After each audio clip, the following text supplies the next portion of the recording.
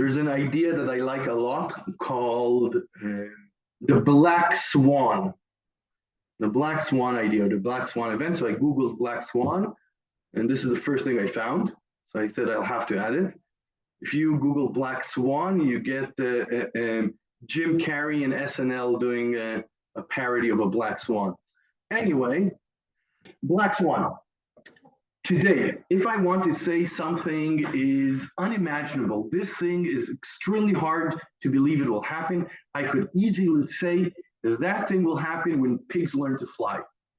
It's interesting, it's funny, why do we choose pigs and flying? But we understand that that's an impossibility. That's what it means.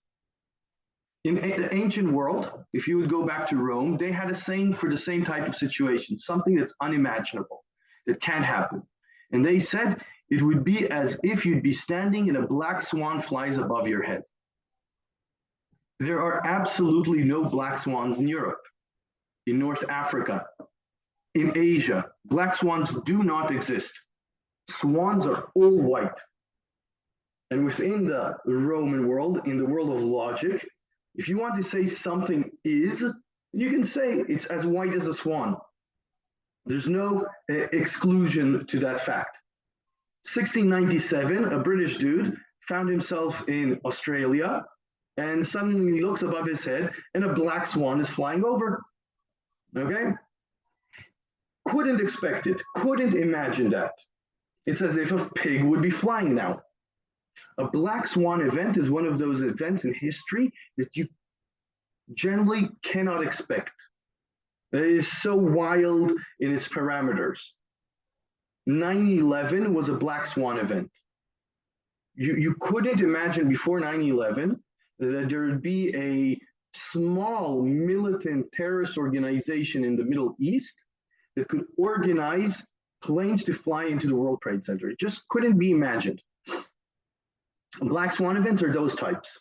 So black swan events can be negative in a sense, and they're usually very cut. It's a moment that a negative thing happened that you couldn't expect, right?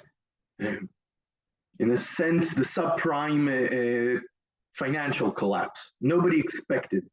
It just bang. But black swan events can be also positive. France and Russia go to war in 1870. France and Germany go to war in 1870, the Franco-Prussian War. They go to war in the beginning of the 20th century over islands in the Caribbean. Then there is the First World War. Then there's the Second World War. There's no worse enemies in Europe than France and Germany.